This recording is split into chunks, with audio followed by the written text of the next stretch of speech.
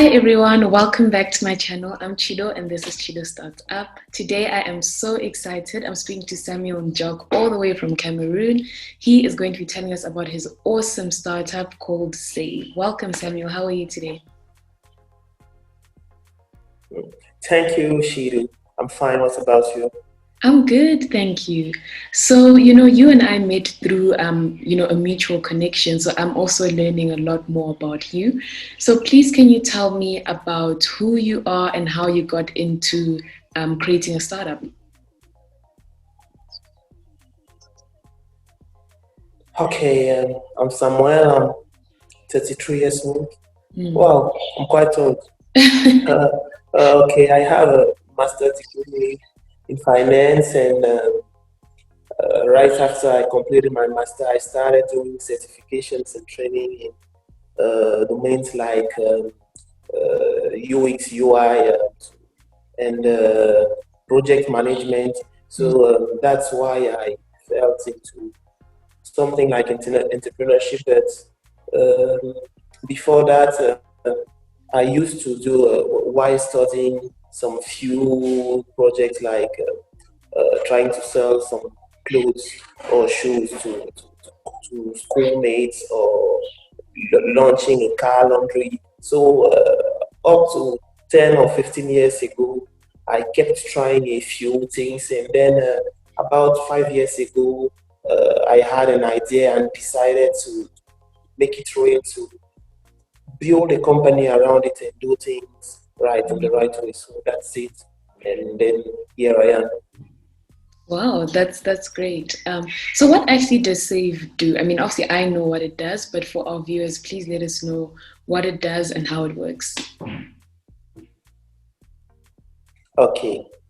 In 2014, I was hired in a brewery company, Mm. and I was sent in the far north Cameroon just when the Boko Haram crisis was starting at the beginning. So the very first days, it was very stressful. I was receiving dozens of calls from my parents, brothers, sisters. I mean, I was literally spending my day at the phone with my girlfriend checking on me, knowing if I'm at work, if I went home safely, stuff like that. Because I can assure you, when you live in an unsafe area like that, you're permanently stressed, and even your relative, your loved ones aren't quiet, don't have peace of mind. Yeah. So that's where everything started. When I came back in Douala in 2017. Mm. I started working deeply on it. I mean, building a prototype with a friend, Patrick, sending it around us to friends and asking them about how they think about solving this safety issue. Is the app we build useful? What could we improve, do in a better way? Yeah, and that's it. We kept doing it during more than 2 years. And in 2019, on May, we launched the very first version of the app on Play Store. Yeah, the very first day we had about 3,000 downloads from friends recommending to other friends and so on. But what gave us nightmares that as 250 people downloaded the app on the first day, about a week later, there weren't more than 40 people still having the app on their phone and using it. So yeah, we started digging a lot, trying to look for bugs. We thought that maybe the app wasn't working that well, but it wasn't about bugs. So what do Save does more concretely? Save is just a real-time location app on Mm. which you can stay connected to the people you care about, to the people who care about you, and to let them know as soon as you face some kind of perilous situation. Maybe you can have an illness, a car crash, or an assault, or you may be in a dangerous area, because on the map people can mark areas like dangerous. Maybe if there is a gunshot going in some area, someone can mark it on the map, and as soon as you will get close from this area, you will be notified that, hey, pay attention to where you are going to. So that's it. And also you can see the closest hospitals and pharmacies from your current location and stuff like that. Like actually, we display data about COVID-19 for every country in the world, and so that wherever you are, you can currently have these all these important data about the people you care about, where they are, what is actually happening where they are, and if they may need help, so that you will have the good information at the right time, and you will have to decide what to do at the moment. Wow, that is a really, really impressive startup. And I think, with the type of world that we're living in, there's so many threats to safety and security. And, just giving people that peace of mind that, you can literally just open an app on your phone and you'll be able to know that your loved ones are safe. I think that is amazing. So you mentioned one of the challenges that you have faced already, which was, maintaining the users that had initially adopted your platform. What other challenges did you face, and how did you solve them?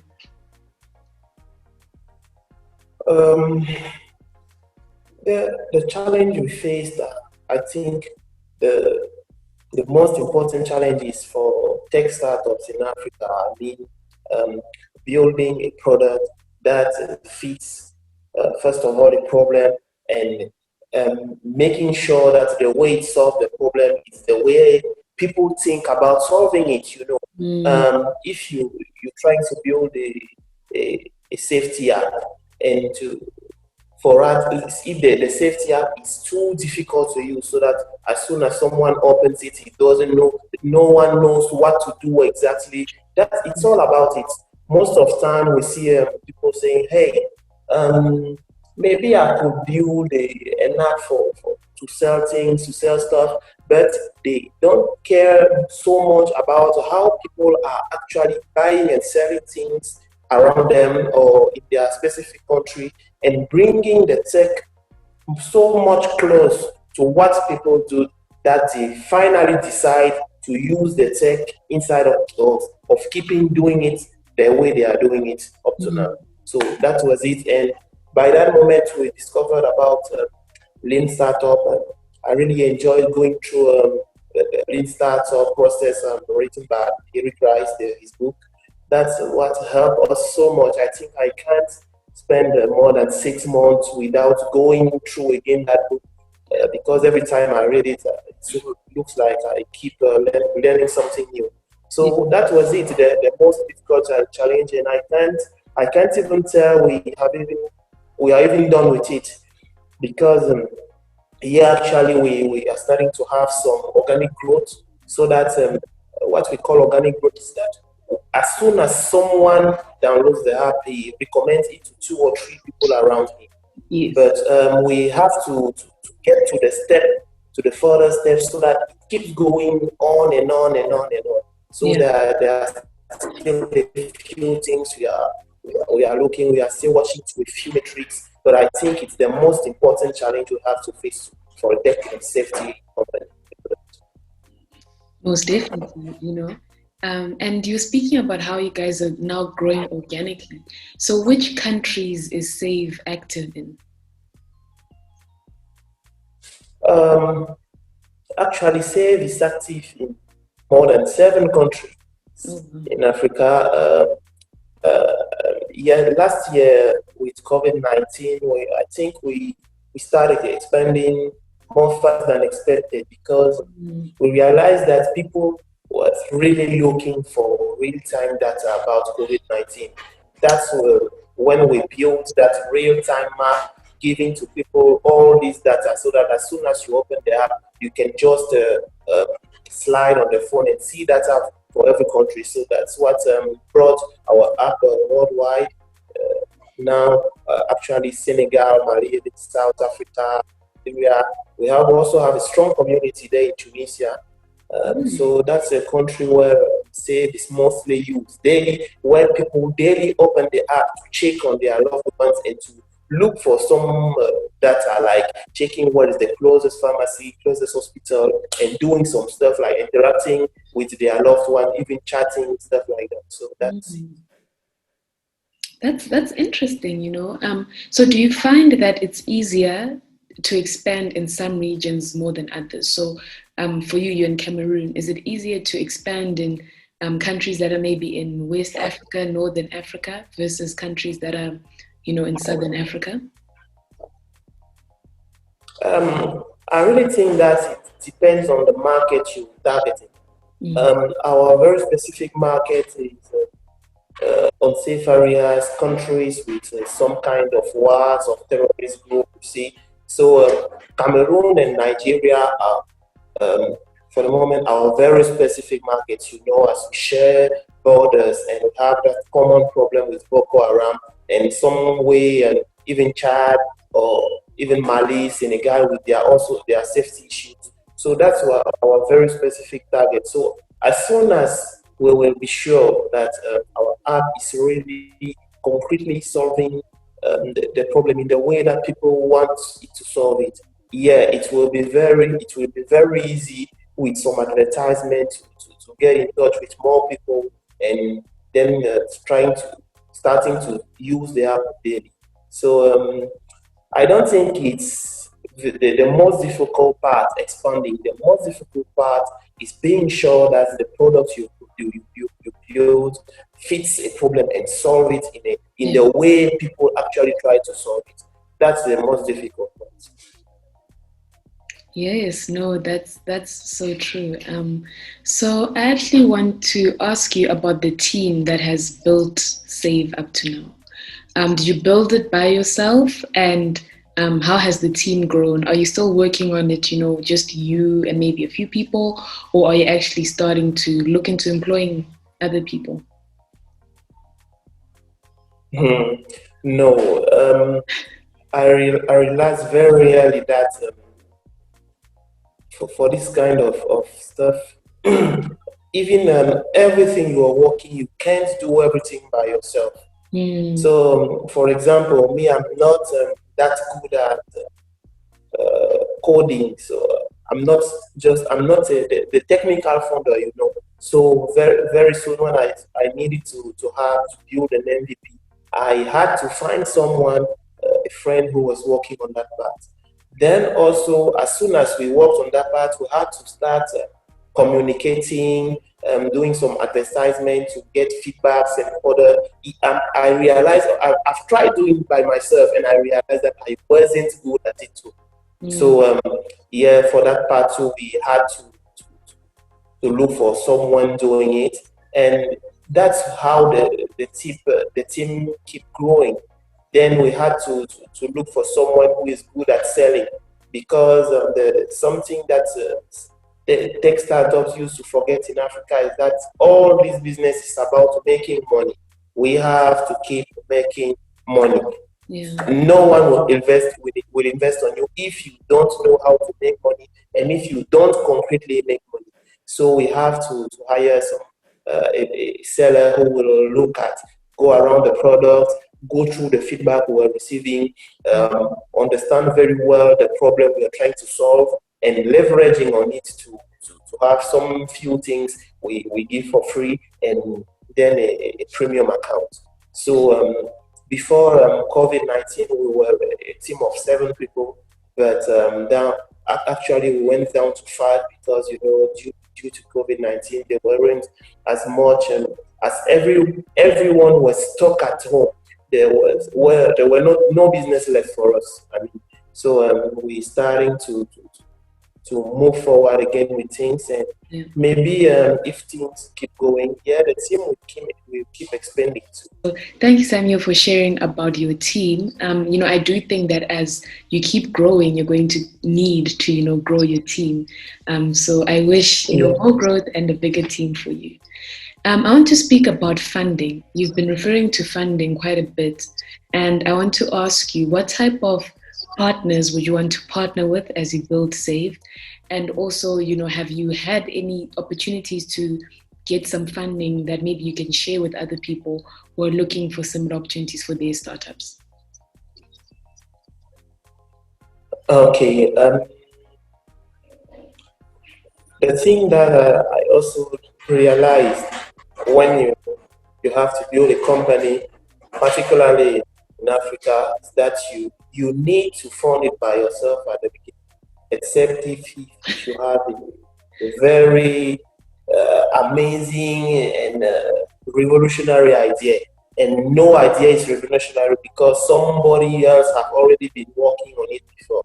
So the very first funding was coming for us. I think it was about for $40K that we invested during those 2 years, building, trying, testing, traveling with the app open on the phone, going into uncovered areas or low covered areas to try the app, see how the app was reacting.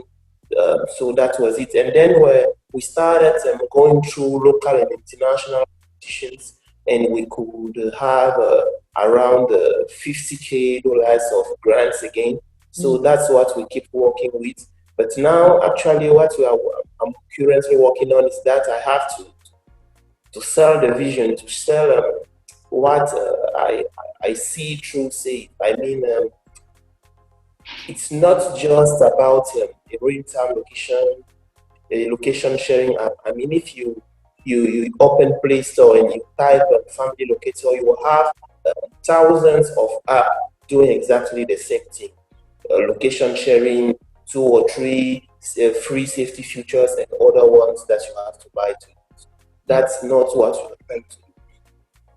Well, we deeply believe that above safety, real-time location hasn't been used as it has to, because I mean, being connected to the people you care about all day long, see how they are moving in real time, see in real time what they are doing, being notified when they may face a perilous situation. I mean, safety is a part of the entire life.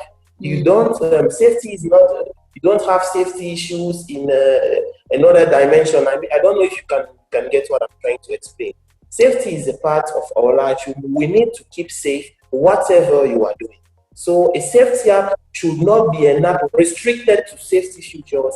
It should be also some kind of social app on which you can build that entire world. So that's what we are trying to do. That's what we are concretely trying to sell.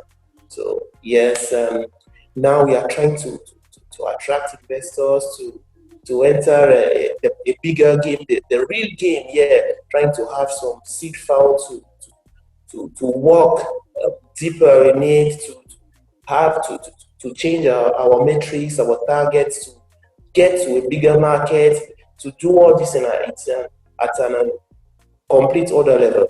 So that's where we are right now.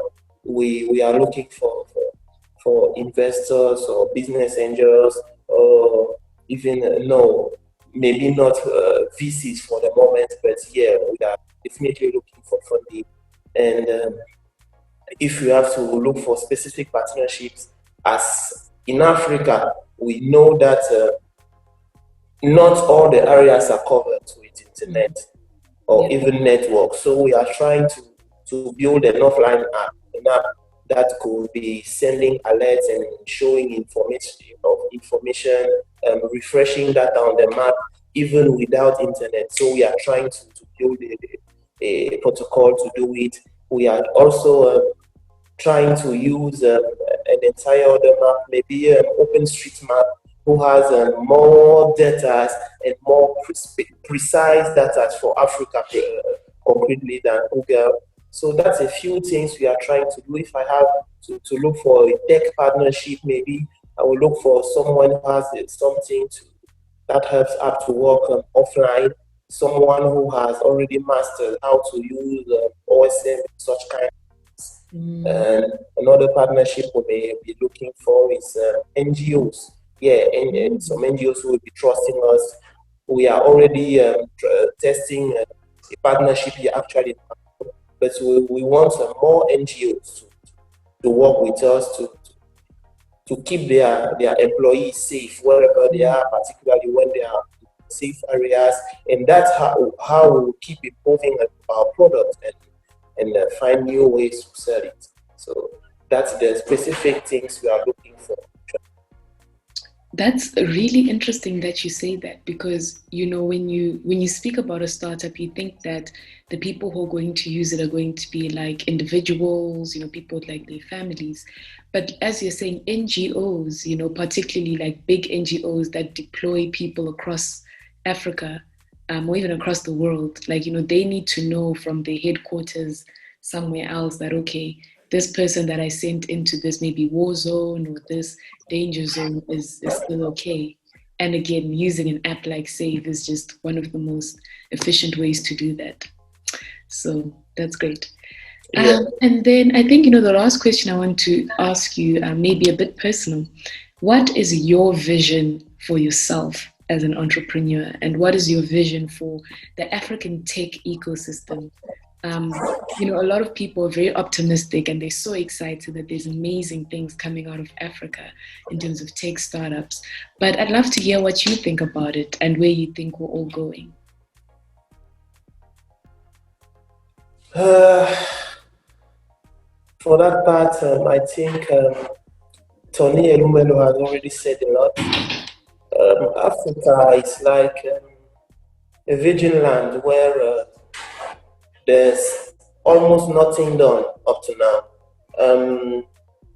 I think it don't go up to 10 years that we understood that entrepreneurship is what we use to build in our countries to develop them, because in Africa, people used to keep looking for good jobs and people didn't have the mindset around building companies. So at the yearly training, there's a training, a program led, opened and created by Barack Obama in Africa that took place in Senegal, and I've been going through it too. We have several lessons about leadership, about the vision we have for our country and for Africa. If I have a vision for my country, is that people have to work harder, maybe work smarter, because we have some people trying to do things, but I think they don't work hard enough. Maybe when they find out some difficulties or they struggle a bit on the way, they, they drop it or they try to do something else. But the entrepreneurship process is, I mean, the most difficult part I've even known in life. I don't think there's something that is more stressful than it. And people don't have to run to avoid it. People have to face it, to embrace it, to get ready for it, to get ready to struggle every day, and to keep on mind that however it will be difficult, the only result they should have is succeeding. So for my little brothers at home, that's the mindset I'm trying to share with them. They have to keep on mind that maybe they want to have good jobs. They have to start thinking about a few things they will have to do in life, what they like to do, because the key point is doing something that you like, something that you love, something that you have so much passion for. Because when things get harder, the only thing that keeps you working on it is passion. So my vision for Africa is something like that.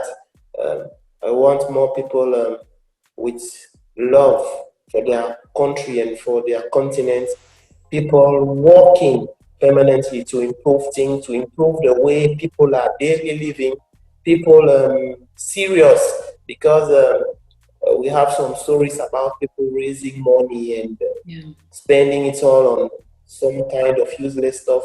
If we want investors to have more trust in us, we have to be more serious also, because when someone brings some money on your business, it's for you to grow and give him some return.